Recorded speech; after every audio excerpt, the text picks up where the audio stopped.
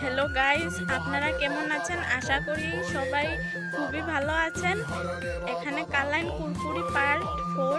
এখানে একটা মানে ভুবন পাহাড়ের মতো একটা পাহাড় আছে। এখানে আছে শিবলিঙ্গ। এখানে প্রত্যেকবার পূজা করা হয়। বাকিটা আপনাদেরকে উপরে গিয়ে দেখাচ্ছি কোন দিকে যেতে হয় বা কেমন আছে শিবলিঙ্গটা চারিপাশ দেখাতে চাই। এটাই আমাদের জন্য ভালো হবে। আর এখানে আসবেন, আমি আপনাদেরকে পুরো রাস্তাটা দেখিয়ে দিচ্ছি, ভিডিও করে পুরো রাস্তাটা দেখিয়ে দিচ্ছি। আর প্লিজ একটা শেয়ার, একটা কমেন্ট, একটা লাইক। এখন শিব মন্দিরটা দেখাতে এসেছি, আপনারা সবাই আমার সাথে থাকবেন প্রতি বছরের মতো।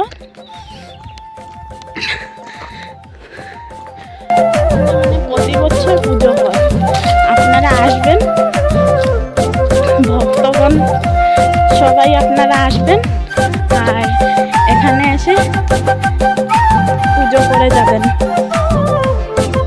ঠিক আছে, এই পাশটা দেখুন। আকাশে বতাহে দক্ষিণে ত্রিভুবনে আশা ধর্ম গণে বাবা তুমি কইলা। এখানে শিবরাত্রির দিন অনেক আকাশে বতাহে দক্ষিণে ত্রিভুবনে আশা ধর্ম গণে বাবা তুমি কইলা।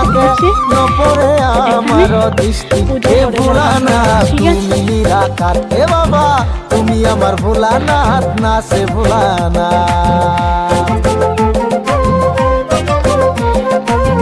এই সাইডটা, এইদিকে যেতে হবে।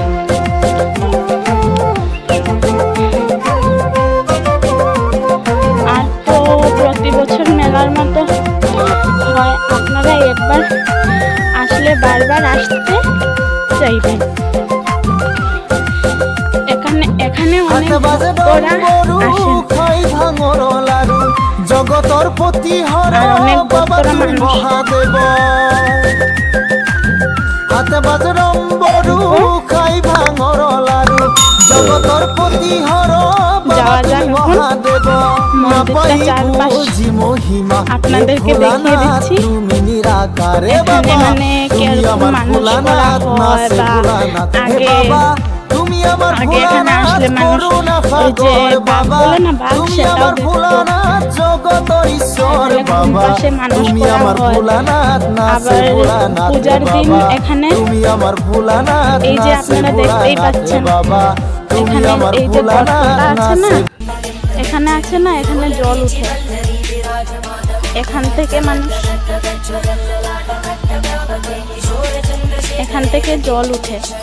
আর আপনারা দেখতেই পাচ্ছেন এখানে মানুষ করা হয়। এখানে মানুষ করলে মানে যাই আপনাদের আশা আছে না কেন এটা পূরণ হয়ে যাবে, এটা একদম গ্যারান্টি দিয়ে বলতে পারছি। কারণ খুবই মানুষ এখানে এসে আশা পূরণ করছেন। আর এখানে আগেরকার মানুষ এখানে দেখতেন একটা বাঘ বসে আছে এখানে, আর এখনকার দিনে তো এটা দেখা যায় না। ঠিকই এরকম। ধন্যবাদ নিয়ে বিদায় জানালাম। আপনারা সবাই ভালো থাকুন আর এখানে আসবেন শিবরাত্রির দিন, এখানে এসে পুজো টুজো দিয়ে যাবেন।